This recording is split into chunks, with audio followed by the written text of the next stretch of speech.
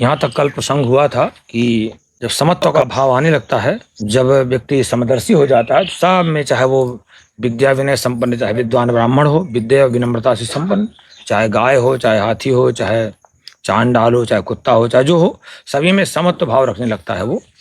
और उसी को विद्वान लोग जो है, उसी को लोग, वही व्यक्ति पंडित कहा जाने योग्य है। अब एक बहुत अच्छा भगवान उपदेश करते हैं, इहैव तैर्जित सर्गो येषां साम्यस्तम मनः निर्दोषम समम ब्रह्म तस्मात् ब्रह्मणि ते स्थिताः। कहते हैं जिसका मन साम्य स्थितम, जिसका मन जो है साम्य अवस्था में स्थित हो जाता है, दुख आ जाए बहुत बड़ा तब भी समत्व बनाए रहे, सुख आ जाए तो भी समत्व बनाए रहे, हानि हो जाए तो भी समत्व है, लाभ हो जाए तो भी समत्व है, समत्व की स्थिति बनी रहे। तो कहते हैं जिसका मन समत्व भाव में स्थित हो जाता है तो वही व्यक्ति सर्वाधिक विजेता है, संपूर्ण विजेता वही है।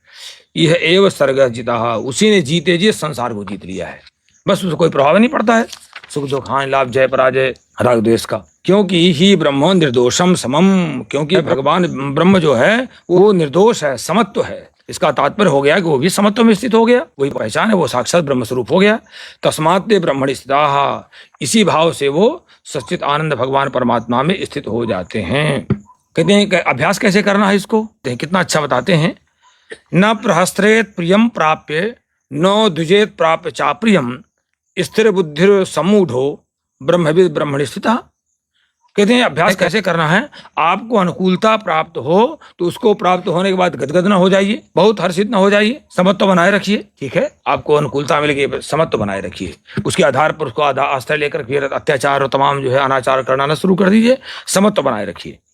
और अप्रियम प्राप्त न द्विजेत तो, और प्रतिकूलता को प्राप्त करके मुंह लटका के नहीं बैठ जाता है। तो अप्रियम प्राप्त न उद्विग्न, कहते हैं प्रतिकूलता को प्राप्त करके उद्विग्न नहीं हो।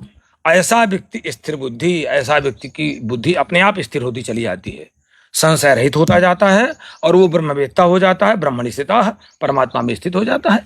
कहते हैं कि बाह्य स्पर्शे सक्तात्मा बिंदत्यात्मन यत् सुखम स ब्रह्म योग युक्तात्मा सुखम अक्षय स्वते। कहते हैं अक्षय सुखम वसुते, ऐसा व्यक्ति अक्षय जो कभी न समाप्त होने वाला सुख का उपभोग करता है। कैसा, बाह्य स्पर्शे सक्तात्मा, बाहर के विषयों में आसक्ति रहित, सांसारिक वासनाओं में आसक्ति रहित अंतःकरण वाला जो साधक है, तो आत्मनियति सुखम, अपने आप में जो है सात्विक आनंद का उपभोग करता है। वो जब वो बाहर के विषयों से अंतर्मुखी हो जाता है, बाहरी विषयों में आनंद नहीं लेने लगता, तो फिर अंदर ही आनंद लेता है। लेकिन ऐसा ना होना चाहिए कि आप बाहर से तो मुक्त हो गए लेकिन अंदर ही अंदर संसार का सुख ले रहे हैं, पूर्व की घटना को याद करके सुखी हो रहे हैं, पूर्व की घटना को याद करके दुखी हो रहे हैं, वो बड़ी समस्या आ गई।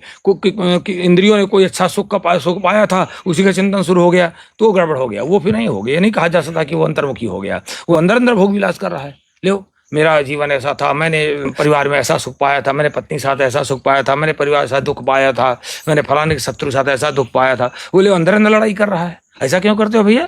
जब तुम बाहर से आ गए हो, अंदर आ गए हो, तो फिर वहां पर भी समत्व में रहिए, उसमें भगवान के स्मरण करिए, नाम जप करिए, मंत्र जप करिए, बस चकाचक होने लगेगा। वो सात्विक आनंद जनक सुख प्राप्त होता है, क्योंकि ये ब्रह्म योग युक्त आत्मा, वो जो है ब्रह्म योग युक्त आत्मा हो जाता है, अपने आप को ब्रह्म योग से जोड़ लेता है। फिर अक्षयम सुखम वसुते, वो ऐसे सुख को प्राप्त करता है जो कभी समाप्त ही नहीं होता, जिसका नाम है आनंद। सावधान कहते हैं ये वाक्य बता करके, ये संस्पर्श जा भोगा दुख योनय एवते आद्यंतवंतः कौन्तेय न ते सुरमते बुधा।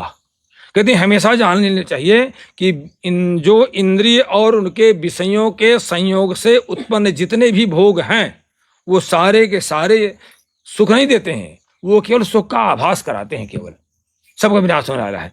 आपने आंखों से कोई चीज देखी, कोई स्वरूप देखा, कोई रूप देखा, कोई त्वचा से आपने सुख लिया, कोई आपने कानों से सुना, कोई आपने जीभ से सुख लिया। भगवान कहते हैं ये ध्यान रखने की बात है, जितने भी इंद्रिय माने 5 इंद्रियां और पांचों के जो विषय रूप रस गंध शब्द स्पर्श, ये 5 उनके विषय, इनसे जो उत्पन्न होने वाले जो भोग और सुख, कहीं ये सुख नहीं होते, वास्तव में सुखाभास होते हैं, क्योंकि ये आद्यंतवंतः, ये सब विनाशशील होते हैं, सब अस्थायी होते हैं। थोड़ी देर सुख देंगे, बाद में दुख देने लगेंगे, फिर इच्छा जागृत करेंगे, उसी सुखाभास की फिर इच्छा जागृत करने लगेंगे। इसलिए सावधान।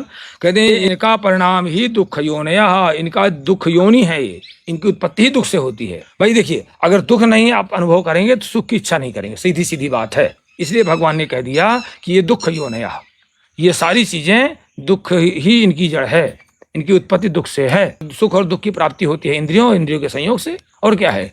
तो कहते हैं कि कौन्तेय ये सारे के सारे विनाशशील हैं। तो जो बुद्धिमान व्यक्ति होता है ना, बुद्धिमान की बात कर रहे हैं, ते सुन रमते, उसमें रमण करता ही नहीं है, आनंदित नहीं होता, रमण नहीं करता है, उससे भागता है।